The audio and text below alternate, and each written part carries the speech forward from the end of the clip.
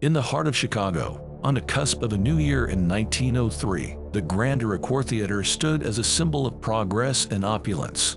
Little did the city know, this beacon of entertainment was about to become the stage for one of the most harrowing tragedies in American history. The Iroquois Theater, with its lavish interiors, ornate decorations, and state-of-the-art design, was more than just a theater. It was a testament to Chicago's ambitions. As the curtain rose for the matinee performance of Mr. Bluebeard, families, children, and theater enthusiasts settled into their seats, unaware of the impending disaster. Behind the scenes, a seemingly innocuous arc light sparked, igniting a small fire that would soon engulf the entire theater. As the flames spread, panic swept through the audience. Among them was Margaret, a schoolteacher, who fought desperately to lead her students to safety. On the upper balcony, young Samuel, separated from his family, navigated the smoke-filled theater, his heart racing with fear. Bello, stage actor Eddie Ford, bravely attempted to calm the crowd, his voice struggling to rise above the chaos. In the grand staircase, now a deadly bottleneck, we witness the desperate struggle of patrons trapped by design flaws and locked exits. The ornate doors, which once welcomed guests, now barred their escape. Families clung to each other, their cries drowned by the crackling flames. The chaos inside the Iroquois Theater escalated rapidly. The fire, fed by the rich draperies and wooden decorations, transformed the theater into an inferno. Eddie Foy's efforts to maintain calm were in vain as the blaze consumed the stage and leaped towards the audience.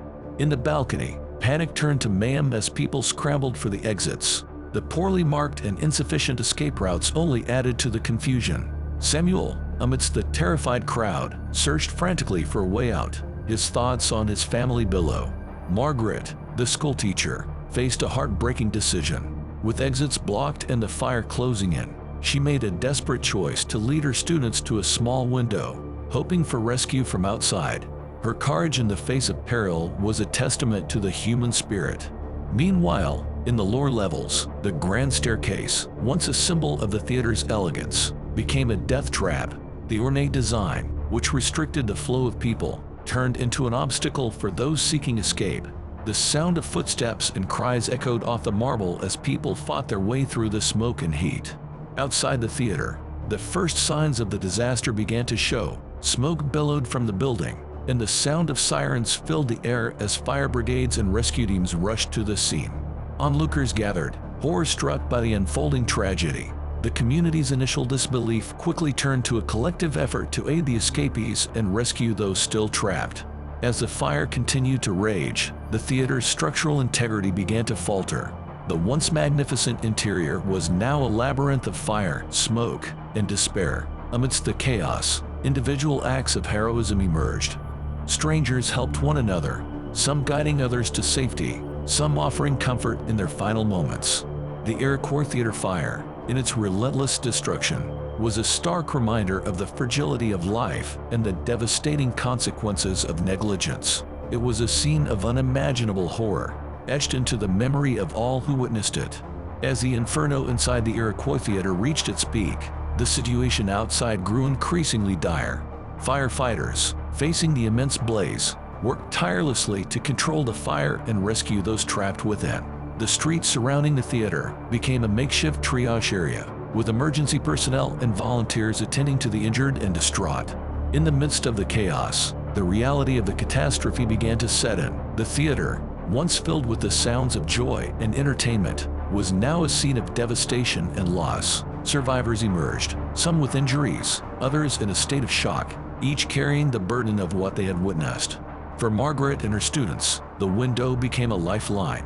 One by one, they were pulled to safety by brave onlookers and first responders. Their escape was a glimmer of hope amid the tragedy. Samuel, after a harrowing ordeal, was reunited with his family outside, their embrace a poignant moment of relief and gratitude. But for many, the outcome was far more tragic. Families searched frantically for their loved ones among the survivors and the injured. The grim task of identifying the deceased weighed heavily on the community. The scale of the loss was staggering, with hundreds of lives cut short in a matter of minutes. As the fire was finally brought under control, the full extent of the disaster became apparent.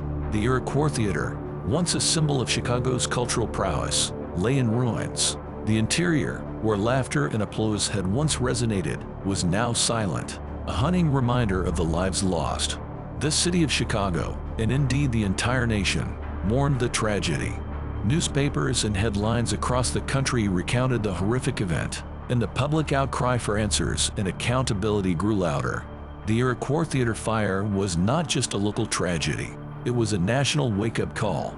In the days following the Iroquois Theater fire, Chicago found itself grappling with an overwhelming sense of grief and a pressing need for answers. The city, steeped in sorrow, embarked on a quest to understand how such a catastrophe could have occurred. Investigations were launched, and the painful process of scrutinizing every detail of the tragedy began. The inquiry revealed a series of grave oversights and failures. The theater's claim of being absolutely fireproof was tragically unfounded. Safety regulations had been ignored, fire prevention measures were inadequate, and the theater's design flaws had turned deadly. It became clear that the disaster was not merely an accident but the result of negligence and a disregard for public safety. In the wake of the fire, there was a public demand for justice. However, the complex web of responsibility involving theater owners, city officials, and architects made assigning blame challenging. Despite the public outcry, no one was held criminally responsible for the tragedy. This lack of accountability only added to the anguish of those who had lost so much. Yet, from the ashes of this tragedy emerged a renewed commitment to safety. The Iroquois Theater fire served as a catalyst for change, leading to the implementation of stricter fire codes and safety regulations nationwide.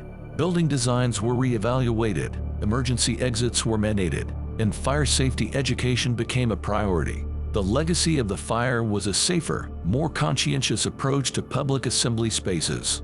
As we reflect on the Iroquois Theater fire, we are reminded of the preciousness of life and the responsibility we share to protect it.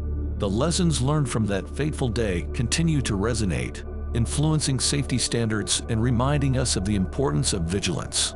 Though the tragedy of the Iroquois Theater fire remains a dark chapter in Chicago's history, it also stands as a testament to the resilience of a city and a nation. It reminds us of our ability to learn, to grow, and to ensure that the memories of those lost are honored through our actions. As we close this chapter of history, we remember the lives forever changed by the Iroquois Theater fire. Thank you for joining us in honoring their memory and exploring this pivotal moment in our past. Please like, share, and subscribe for more in-depth looks at the events that have shaped our world.